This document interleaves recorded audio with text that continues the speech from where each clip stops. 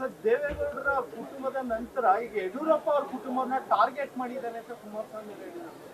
ಅದೇ ನಮ್ಮ ಮೇಲೆ ಕೇಸ್ ಹಾಕಿದ್ರೆ ಅದು ಟಾರ್ಗೆಟ್ ಅಲ್ವಾ? ನನ್ನ ಮೇಲೆ ಡಿ ಕೆ ಶಿವಕುಮಾರ್ ಮೇಲೆ ರಾಹುಲ್ ಗಾಂಧಿ ಮೇಲೆ ಕೇಸ್ ಹಾಕಿದ್ರೆ ಅದು ಏನಂತ ಕರೆಯೋದು? ರಾಹುಲ್ ಗಾಂಧಿ ಅವ್ರ ಮೆಂಬರ್ಶಿಪ್ನೇ ರದ್ದುಗೊಳಿಸಿದ್ರು, ಅದಕ್ಕೆ ಏನಂತ ಕರೆಯೋದು?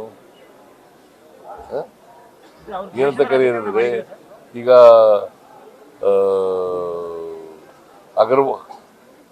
ಅಗರ್ವಾಲ್ ಯಾರು ಡೆಲ್ಲಿ ಮುಖ್ಯಮಂತ್ರಿ, ಅವ್ರನ್ನ ಜೈಲಿಗೆ ಕಳಿಸ್ಬಿಟ್ರು. ಅದೇನದು ಏನಂತ ಕರೆಯೋದು? ಅದನ್ನು ದ್ವೇಷದ ರಾಜಕಾರಣ ಅಂತ ಕರಿಬೇಕು, ಇಲ್ಲ ಪ್ರೀತಿ ರಾಜಕಾರಣ ಅಂತ ಕರಿಬೇಕ? ಶೇಡನ್ ರಾಜಕಾರಣ ಮಾಡೋರು ಅವರು. ನಾವು ಯಾವತ್ತೂ ಕೂಡ ಶೇಡನ್ ರಾಜಕಾರಣ ಮಾಡಲ್ಲ.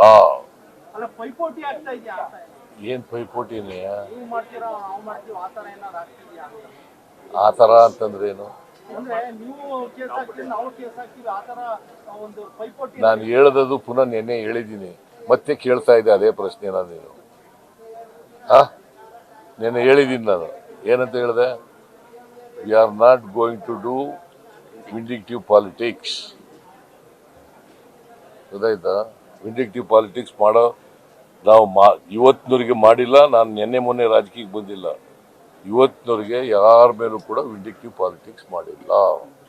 ಅದು ಬಿಜೆಪಿಯವರ ಕೆಲಸ.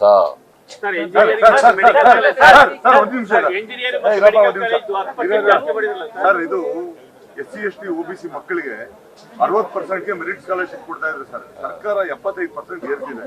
6 ಲಕ್ಷ ರೂಪಾಯಿ ಇನ್ಕಮ್ ಹಾಕಿದ್ದಾರೆ ಸರ್, ಸೀಲಿಂಗ್ ಲಿಮಿಟ್. ಇದರಿಂದ ಲಕ್ಷಾಂತರ ಜನ ವಿದ್ಯಾರ್ಥಿಗಳಿಗೆ ಅನ್ಯಾಯ ಆಗುತ್ತೆ.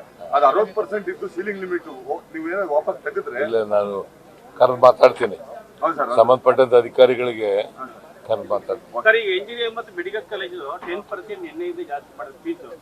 ಹೆಂಗೆ ಓದಕ್ಕಾಗುತ್ತೆ ಮಕ್ಕಳು, ಬಡ ಮಕ್ಕಳು? ನನಗೆ ಗೊತ್ತಿಲ್ಲ, ಅದು ಆರ್ಡರ್ ಮಾಡಿದ್ದಾರೆ.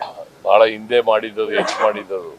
ಈಗ ನಡೆಸಕ್ಕಾಗಲ್ಲ ಅಂತ ಹೇಳ್ತಾ ಇದ್ದಾರೆ. ಅದಕ್ಕೋಸ್ಕರ ನಾನು ವಿಚಾರ ಮಾಡ್ತೀನಿ.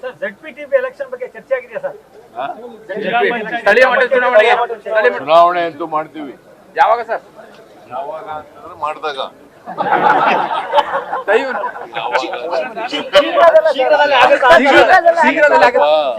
ಆದಷ್ಟು ಜಾಗೃತಿ ಚುನಾವಣೆ ಮಾಡ್ತೀವಿ. ನ್ಯೂಸ್ ಫಸ್ಟ್ ನಿರ್ಭೀತಿಯಿಂದ ನಿಮ್ಮ ಪರವಾಗಿ.